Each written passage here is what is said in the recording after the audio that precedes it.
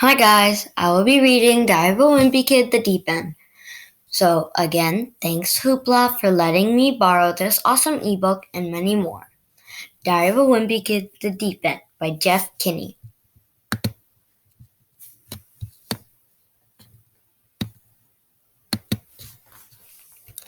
Friday. Last night, everyone in my family agreed that our trip was off to a pretty terrible start, but we couldn't decide what to do next. I thought we should just admit this trip was a mistake and go back to Grandma's. But Dad said we couldn't turn around now because we hadn't done any actual camping yet. Dad said there was a national forest a few hours away, and if we camped there, we could stay in one place for the rest of the trip and relax. For a change. National Forest. I wasn't crazy about going off on our own, but I knew how the rest of the summer was going to play out if we went back to Grandma's basement now. I didn't feel great about camping in the wilderness, but Dad said if we got into any trouble, there were rangers who could help us out, and that made me feel a little better. So we spent the night in the parking lot of the Adventure Center, and first thing in the morning we headed for the National Forest. The ranger at the entrance told us it hadn't rained in a few weeks, so the risk of fire was really high. Then she gave Dad a map and a pamphlet with tips on how to camp responsibly. The forest was big, so it took a while for us to get to our campsite, and we didn't see a single human being on our way in. The campsite was actually really nice.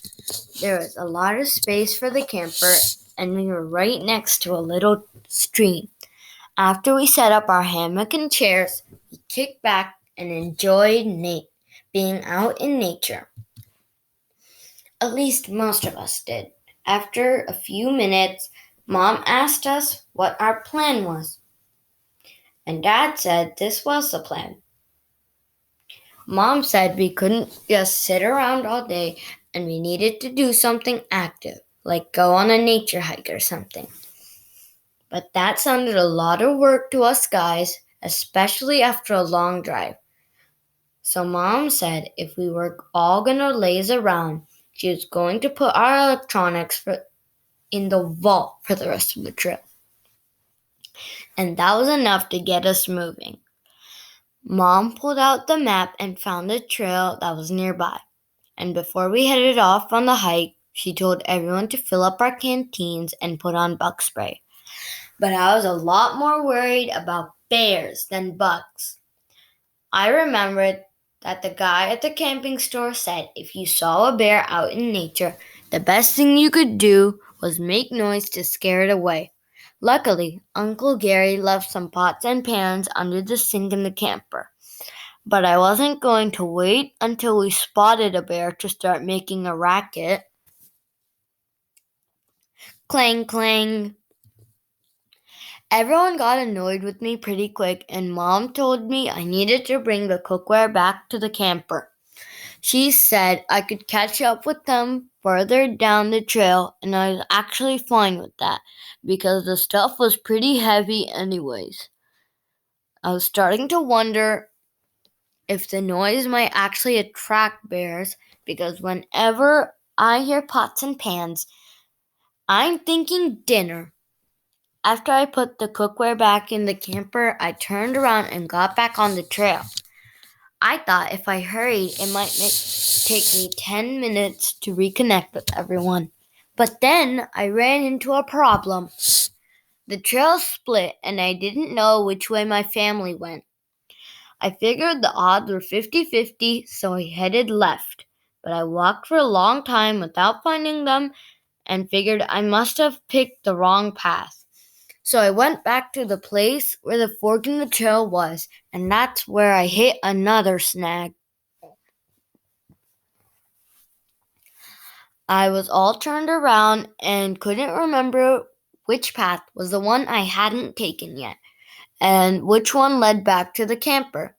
And I couldn't tell which was which because to me, every tree and rock look the same. That's when I started to get worried. I remember the guy at the camping store saying that sometimes bears will use human trails because it's easier than walking through the brush.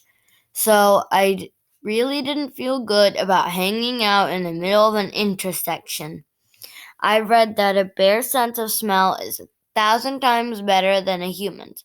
So when I pulled out the container of lip balm I had in my pocket, I practically started hyperventilating. Organic honeybee lip balm!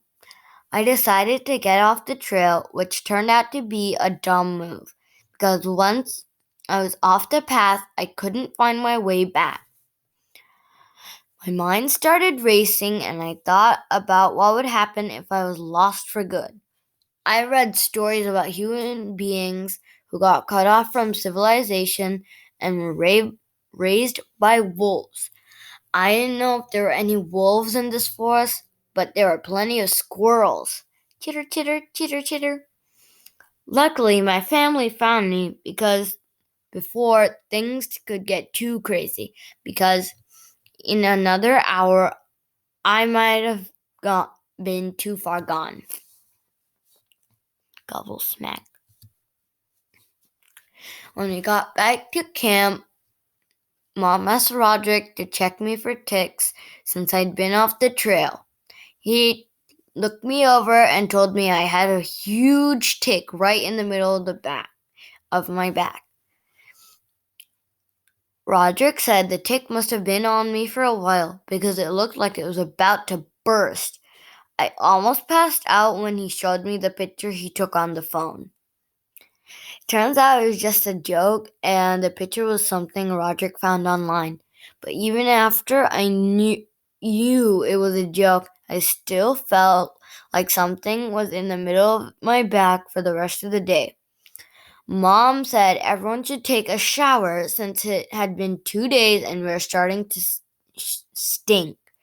Roderick went first, and he was in there for at least half an hour. So when it was my turn, there was no hot water left. Scream! Dad checked the propane tank and said it was empty, which meant it was cold showers from now on. No one was happy about that, especially Mom. I noticed I was really starting to smell in the bathroom, so I told Dad. He said the reason it stunk was because we hadn't emptied out the sewage tank yet. To be honest with you, I didn't even think about what happened to our waste in the camper. Back home, when you flush the toilet, everything gets magically whisked away to some faraway place. But in a camper, you're actually carrying around that stuff with you. If I had known that beforehand, I'm not sure I would have agreed to go on this trip. Slosh. Now I was starting to worry about what happened if the tank was overflowed. So today, whenever someone would look like they needed to go number 2, I tried to talk them into taking it somewhere else. I guess I should be grateful we live in a time when toilets even exist. Roger told me the guy who invented the flushing toilet was named Thomas Crapper. And I don't know if that's true or if it's another one of his drugs. If it's true, I hope that guy made a ton of money, because I wouldn't want a body function named after me. Yo, I'm gonna take Greg. Dad got a fire going and cooked some beef stew. He was going to serve baked beans to go with it, but Roderick left the can too close to the fire, and that was the end of that. Blam! After dinner, we tied up our trash and hoisted it on a tree with a rope, like the guy at the camping store told us to. I figured if any bear was smart enough to get at our trash, then they deserved to have it. By now it was dark out, and Mom said we should turn in for the night. But Dad said the best part about camping was sitting around the campfire under the stars. Then Mom got all excited and she tried to get us to join in on a song that she said she learned at summer camp when she was a kid. But the rest of us aren't real big on sing-alongs, so we just waited for Mom to wrap it up. John Jacob Jingleheimer Schmidt. His name is my name too. After that, Dad brought out some marshmallows, and we found some on long sticks. While we were roasting our marshmallows over the fire, Dad got all serious. He told us that a long time ago he went camping with his dad and told us they had met a crusty old ranger who told them a crazy story. The ranger said he used to have a beagle named Matilda and she'd follow him wherever he'd go. But then, this one night, the ranger made a fire and he saw a weird creature with glowing red eyes prowling around the edge of the camp. Matilda chased out after the creature and the ranger tracked her deep into the woods. But the only trace of the dog was her broken collar lying on the ground. Dad said that every night the ranger would sleep in his cabin alone, hoping Matilda would find her way back to him. And on nights just like tonight, when there was a crescent moon, he'd hear the howl of the beagle deep in the woods. Ow!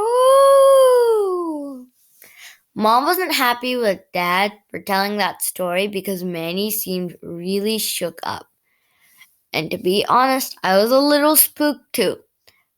Then I heard a sound coming from deep in the woods that made my heart stop. Ow!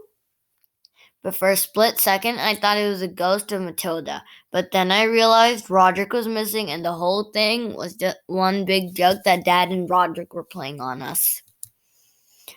But it kind of backfired because when Roderick howled, Manny jumped, and that's how Dad ended up with a flaming marshmallow stuck to his knee. I think Dad was about to dive in the stream to put out the fire, but luckily, Roderick remembered where we kept the fire extinguisher. When Mom started giving Dad a lecture about why you should never scare people, but she got cut off by weird noises coming from the forest. At first, I thought it might be another joke, but the look on Dad and Roderick's eyes told me it wasn't. Snuffle grunt. Whatever was out there sounded big and was coming our way, so we piled into the camper and locked the door behind us. Sure enough, it was a bear, but it wasn't after our trash. It was after the baked beans. Once the bear was done licking the beans off the camper, it wanted more. And I wish I could say we stayed calm, but I'd be lying. Scream! Dad climbed into the driver's seat to get us out of there, but the keys were by the fire. And when the bear started rocking the camper, I thought it was over for us. I guess Manny did too, because he managed to scramble out of a window and get up on the roof, and he brought the flare gun with him. Whoosh! Okay, that's all we have for today. Bye, guys.